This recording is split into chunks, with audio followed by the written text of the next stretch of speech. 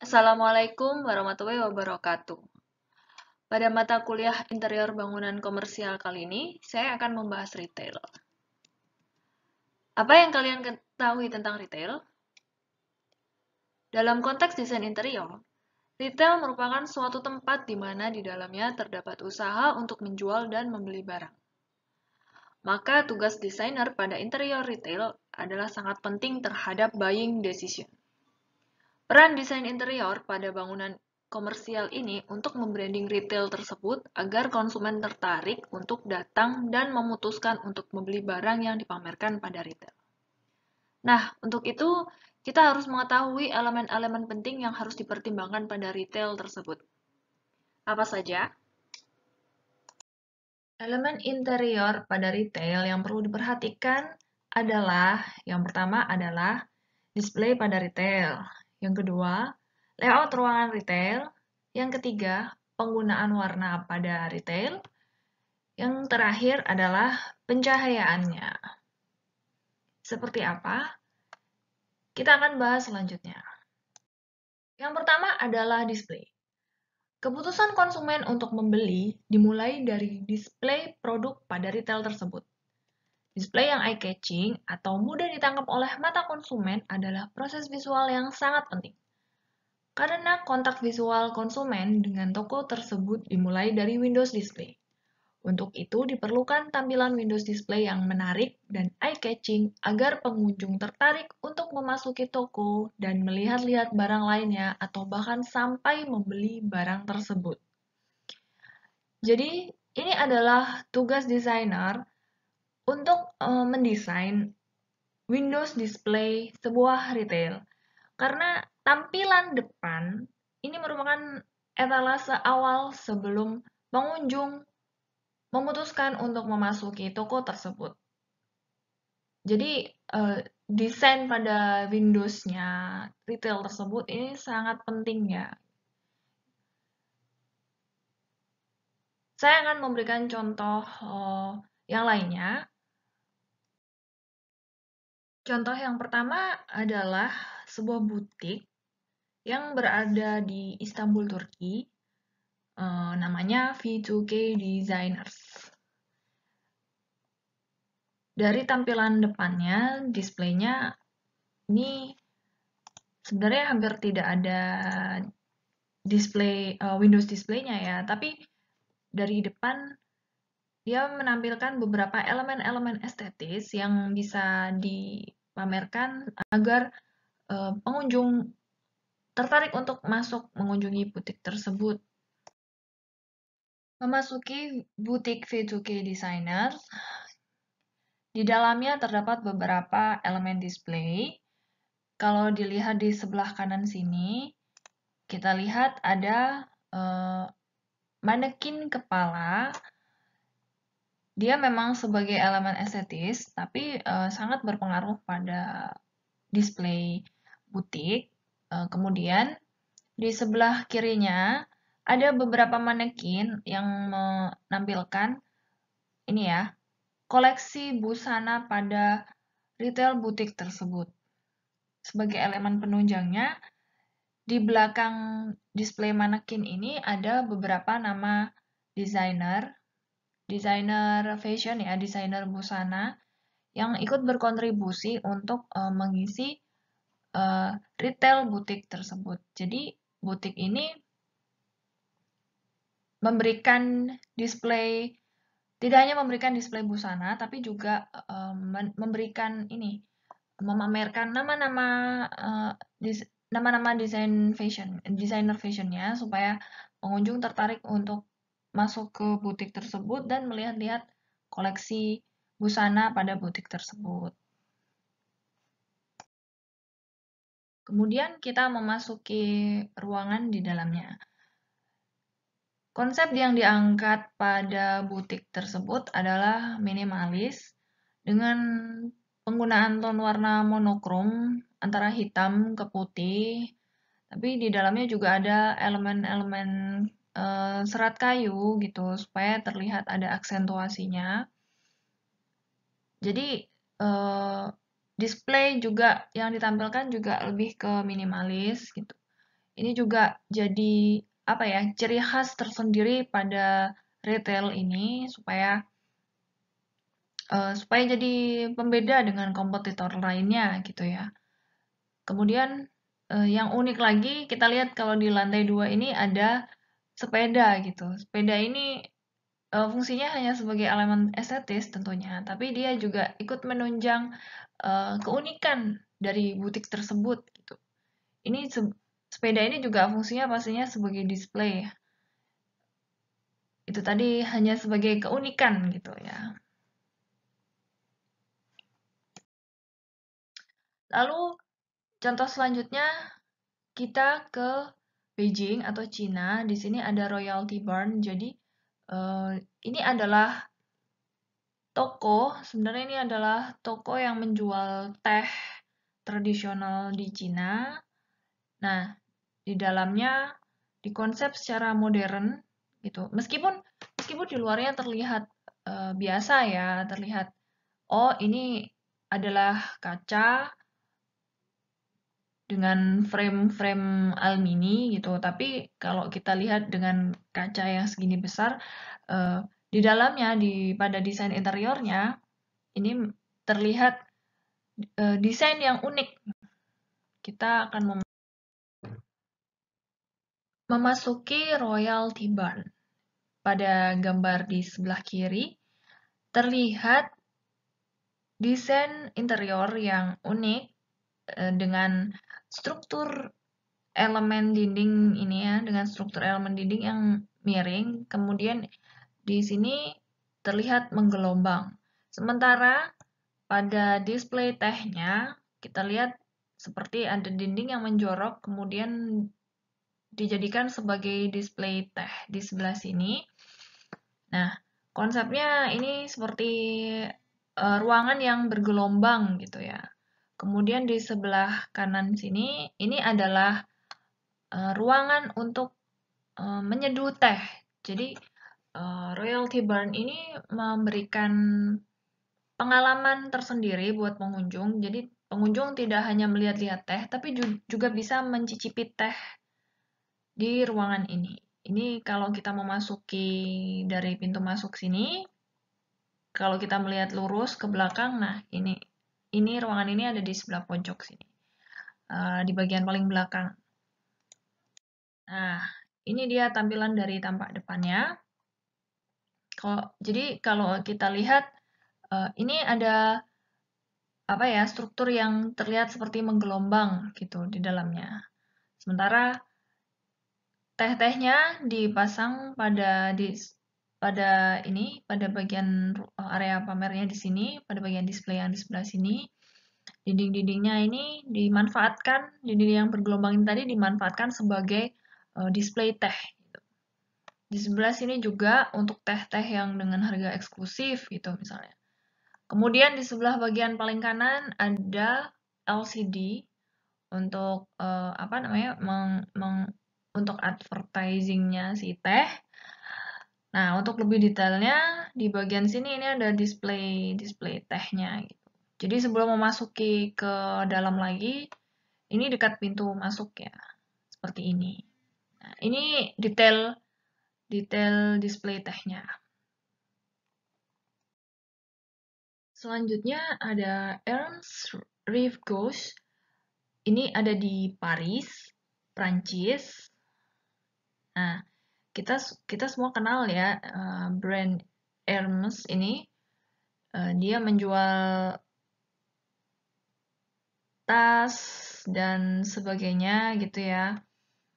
Ya pada konsep retail Hermes ini dia menggunakan material kayu, expose serat kayu sebagai karakternya supaya bisa menonjolkan beberapa produk yang dijual juga gitu. Nah, kita memasuki detail pada Ernst Rive Gauche ini. Ini ada beberapa elemen display yang sangat menarik ya. Di sini kita lihat ada seperti replika air. Nah, ternyata ada ceritanya bahwa bangunan ini dulunya adalah sebuah kolam renang gitu. Kemudian oleh pemilik awalnya dijual dan dibeli sebuah developer, kemudian dijadikan kantor, tapi di dalamnya terdapat retail. Retail tersebut adalah Elm's Reef Ghost. Oleh desainer interiornya dibuat elemen estetis sebesar ini, display elemen estetis sebesar ini untuk merepresentasikan kembali, sebenarnya konsepnya itu untuk merepresentasikan kembali bahwa dulu bangunan ini adalah kolam renang. Jadi konsepnya ini adalah konsep gelombang air gitu, supaya tetap terlihat untuk rewind kembali memori pengunjungnya bahwa bangunan ini adalah kolam renang.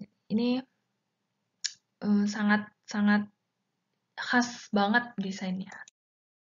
Nah, selanjutnya ada Le Clairier Paris di Prancis. Ini juga sebuah butik dengan desain yang sangat unik ya. Tidak ada display windows gitu di luarnya, tapi ada pada pintu masuknya itu ada apa ya, pintu yang menjorok jauh gitu ke dalam, seperti kita harus melewati lorong dulu, sementara di dinding sebelah kanan kiri lorongnya ini adalah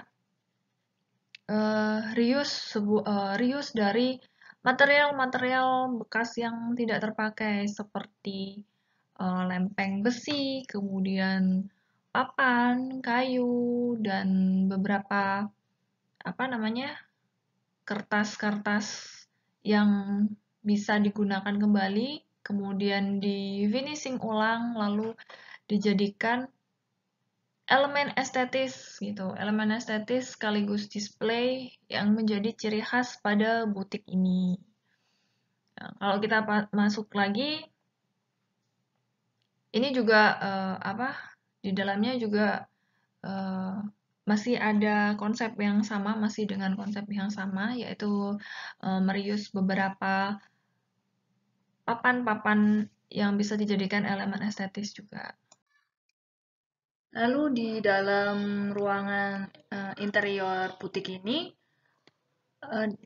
dapat kita lihat tidak hanya menampilkan display produk dan merchandise, tapi ada juga elemen estetis berupa seni instalasi di tengah-tengah ruangan. Penggunaannya tetap menggunakan material bekas, kemudian pada seni instalasinya menggunakan material kayu. Adanya elemen estetis ini menjadikan ciri khas tersendiri pada retail ini.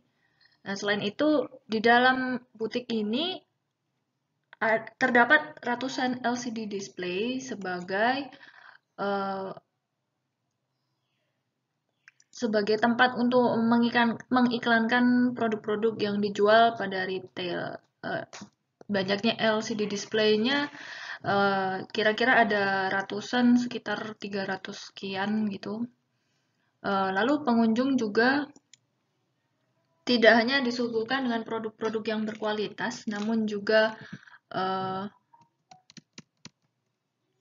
dengan pengalaman berkunjung yang menyenangkan karena ada elemen estetis ini tadi, seni instalasi di dalam ruangannya, dan juga suguhan visual display yang menarik pada ruangannya. Ini bisa memberikan ingatan pengunjung gitu untuk mempertimbangkan untuk datang kembali ke butik ini. Elemen selanjutnya adalah elemen warna. Pada desain retail, elemen warna itu tidak hanya bertujuan untuk terlihat bagus gitu, tapi ada beberapa alasan. Jadi hasil penelitian menemukan bahwa dibutuhkan waktu sekitar 90 detik bagi pengunjung untuk memutuskan memasuki sebuah toko atau retail. Kemudian sekitar 62% hingga 90% impresi pengunjung dimulai dari warna. Jadi impresi pertama itu pasti dari warna gitu. Selanjutnya, ada sekitar 52% pembeli tidak akan kembali ke toko jika mereka tidak menyukai estetika pada toko tersebut. Sementara 93% keputusan untuk membeli dipengaruhi oleh tampilan visualnya. 85% pembeli mengatakan bahwa warna adalah alasan utama untuk membeli sebuah produk. Kemudian ada 42% menunjukkan bahwa iklan dengan warna lebih sering dibaca daripada iklan yang sama tapi hitam putih gitu. Jadi warna ini sangat berpengaruh terhadap impresi konsumen gitu ya. Sebagai contoh, dapat kita lihat pada desain retail ini. Ini adalah RS number 9 Carnaby yang berada di London. Dapat kita lihat ini adalah logo yang sangat terkenal, yaitu logo dari band Rolling Stone. Jadi retail ini merupakan retail yang menjual merchandise Rolling Stone, dibuat oleh komunitas penggemar Rolling Stone di London. Lokasinya berada di distrik bangunan Heritage. Jadi retail ini merenovasi bangunan Heritage dengan desain interior yang modern, tapi tidak meninggalkan struktur asli bangunannya. Fasad depannya menggunakan kaca full, sehingga dapat memamerkan merchandise Rolling Stone yang ada di dalamnya, serta memamerkan elemen estetis yang khas, yaitu bibir merah dengan lidah menjulur. Warna merah pada logo Rolling Stone menjadi sangat mencolok atau eye-catching karena pada bangunannya menggunakan warna gelap, yaitu hitam. Konsep warna pada desain interior retail ini menggunakan konsep warna hitam sebagai warna netral agar dapat menonjolkan warna merah khas Rolling Stone sebagai aksentuasi serta elemen estetis pada ruangan. Hampir keseluruhan ruangan menggunakan warna hitam, sedangkan warna merah ditujukan pada area-area tertentu saja. Misalnya pada pedestal di display merchandise di tengah ruangan ini. Kemudian aksen warna merah lainnya tetap ditunjukkan pada logo Rolling Stone yang cukup besar yang berada di ruangan retail ini. Pada sudut tertentu, penggunaan warna merah diaplikasikan pada elemen dinding dan plafon tanpa meninggalkan logo khas Rolling Stone-nya. Sementara pada lantainya menggunakan warna netral, yaitu warna abu-abu yang khas dari semen aci. Di sudut yang dalam tadi, ditunjukkan pada gambar ini, area ini menggunakan material khusus pada dinding dan plafonnya, serta tetap menggunakan warna merah ya, sebagai aksentuasi warna pada konsep desain interiornya. Sementara pada lantainya masih sama seperti pada ruangan lainnya menggunakan lantai dengan warna abu-abu yang mirip seperti semen aci. Dari sini dapat kita bayangkan, warna merah adalah warna yang sangat kuat karakternya. Jadi apabila seluruh ruangan menggunakan warna merah, tentunya akan mengganggu penglihatan pengunjung dan menjadi tidak nyaman. Sementara pada retail ini, warna merah hanya ditunjukkan pada titik-titik tertentu saja, sehingga dapat memperkuat brand Rolling Stone pada logo di ruangan retail ini. Nah, contoh selanjutnya kita ke Tokyo, Jepang, tepatnya di butik Christian Lacroix. Pada fasad bangunan ini lebih banyak menggunakan kaca dari lantai 1, ini kelihatan ya, dari lantai 1 sampai ke lantai 3. Sementara dari kacanya sendiri terdapat tipografi yang cukup besar pada kacanya. Nah, ukuran tulisannya kan cukup besar dengan gradasi warna biru ke warna yang cerah yang cenderung putih. Tipografi ini dapat mengundang perhatian pengunjung melihat ukurannya yang sangat besar. Bisa diperbandingkan dari ukuran pintunya saja segini, sementara hurufnya segede ini. Masuk ke dalam tokonya, desain interior retail ini mengangkat tema yang modern ke arah futuristis, karena lebih banyak menggunakan kaca pada display retailnya. Sementara kaca yang digunakan juga warnanya bermacam-macam. Warna-warnanya juga cenderung warna-warna yang vibran ya, yang sangat kuat karakternya. Kuat dan berani gitu, seperti warna merah, warna hijau, biru, ada warna ungu juga gitu. Karakter futuristis yang lainnya kita bisa lihat ada kombinasi warna silver pada ini ya, display material kaca di sini. Jadi untuk ini selain sebagai aksentuasi pada warna displaynya, juga sebagai sambungan pada kacanya juga.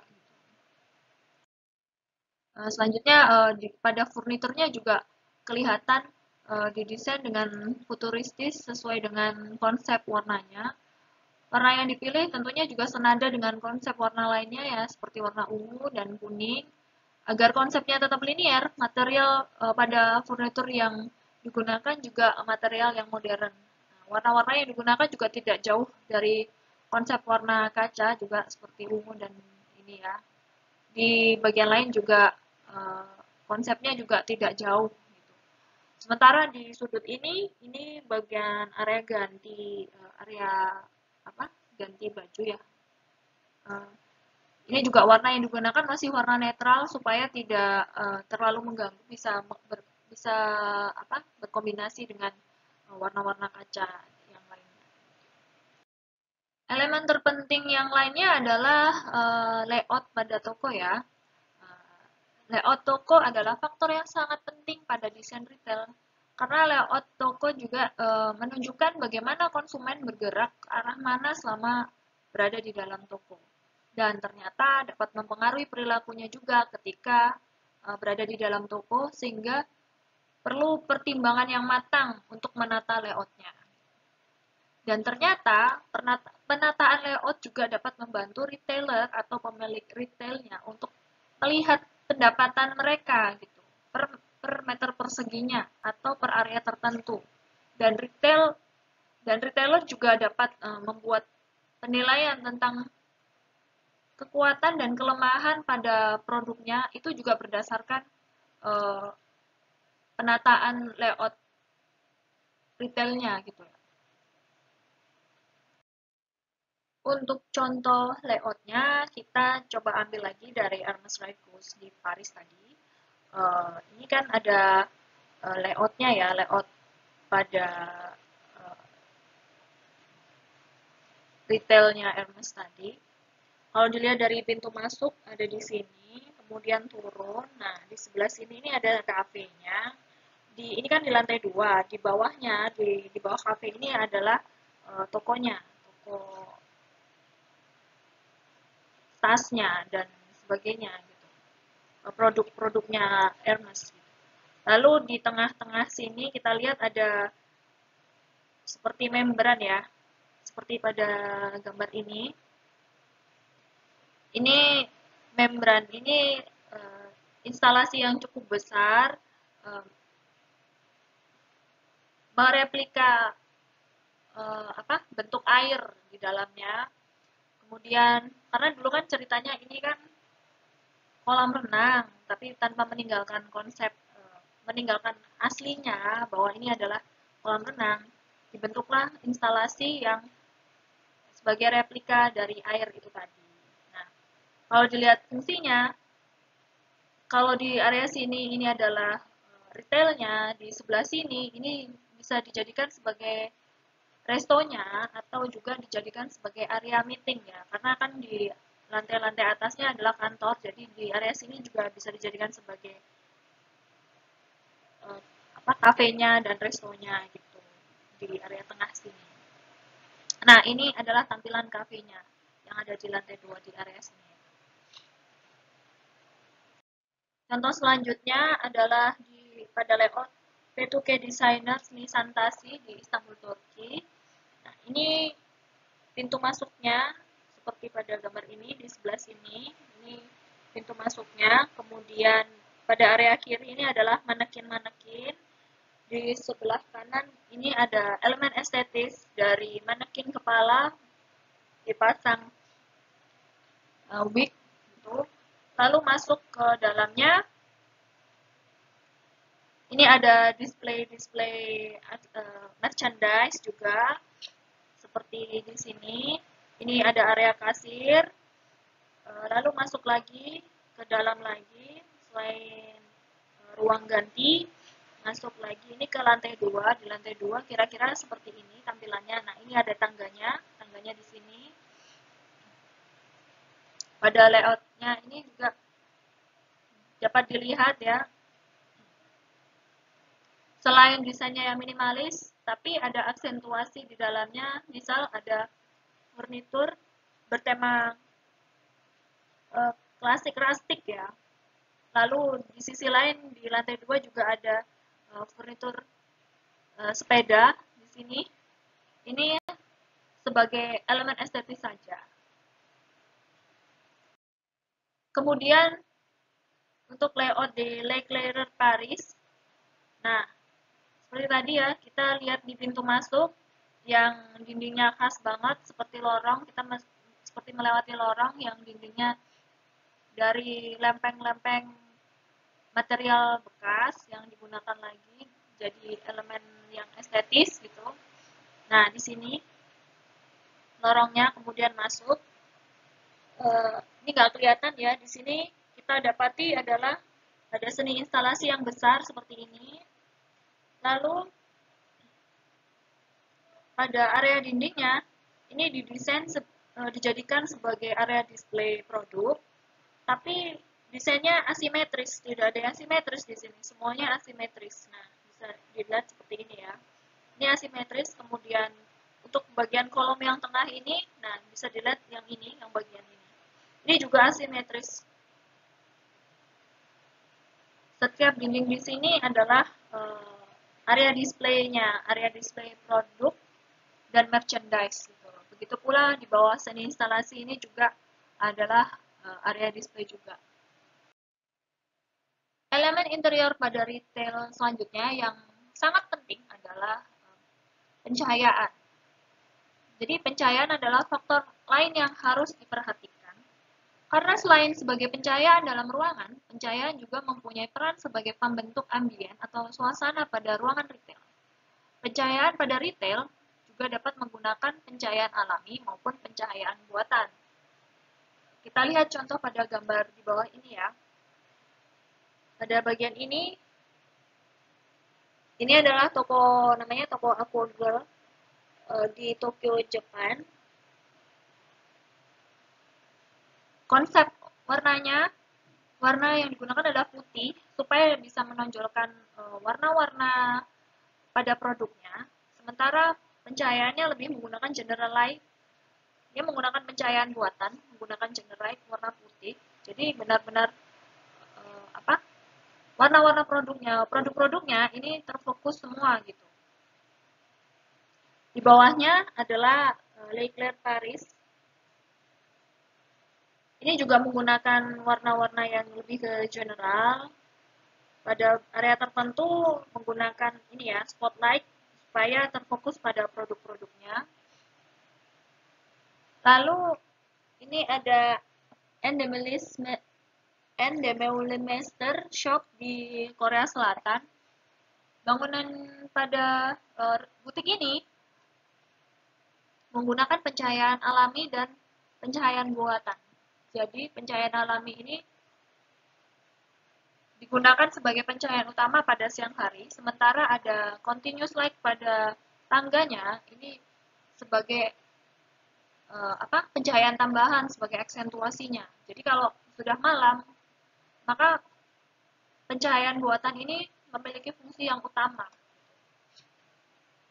Ternyata pembentukan cahaya pada ruangan retail ini saling berkaitan dengan elemen warna ya. Jadi warna dan cahaya itu saling erat kaitannya. Sangat penting untuk memperhatikan elemen warnanya dan elemen pencahayaannya supaya produk-produk yang dijual pada retail itu tadi bisa lebih menonjol gitu dan membantu mengundang atensi konsumen untuk membeli produk-produk di retail tersebut. Nah, contoh lain ada di Mandarina Duck Paris. Ini juga warna yang digunakan adalah warna-warna yang kuning, yang warna-warna futuristik, abu-abu, kuning, putih. Kuningnya kan sebagai aksentuasi. Tapi pencahayaannya lebih terfokus pada produk-produknya gitu. Seperti ini ada hidden lamp berwarna biru, khas banget dengan konsep yang futuristis ya. Tapi pencahayaannya masih menggunakan pencahayaan general. Kemudian di bawahnya ada Links of London, Toronto. Ini toko perhiasan. Dia menggunakan pencahayaan general. Ada beberapa titik yang downlight-nya yang kecil, tapi merata. Jadi perhiasan di dalamnya ini bisa diterangi secara cukup dan bisa menonjol gitu. Lalu ada toko sepeda ya, ini di New York. Karena desainnya ini sangat maskulin sekali dengan warna-warna yang hitam, maka pencahayaannya perlu diperhatikan lagi, yaitu dia dengan downselling yang ini ya, continuous seperti ini, sementara pada bagian tertentu dia menggunakan uplight di bawahnya supaya produk sepedanya ini menonjol gitu. Di contoh berikutnya ada Govida Chocolatier di Dubai. Ini juga hampir semuanya menggunakan General Light, tapi dia pada display tertentu dia menonjolkan produk-produknya gitu. Pencahayaan membantu untuk menonjolkan produk-produknya di sini. Gitu ya. Untuk mendesain interior retail, kita perlu mengetahui beberapa prinsip dasar pada desain retail karena berkaitan dengan penjualan produk retail tersebut. Di antaranya, yang pertama, visual dari merchandise atau produk retail harus eye-catching atau menarik, agar pengunjung tertarik untuk melihat produk-produk tersebut. Yang kedua, dapat mempengaruhi konsumen untuk memperlambat jalannya sehingga tertarik untuk memasuki retail atau toko tersebut.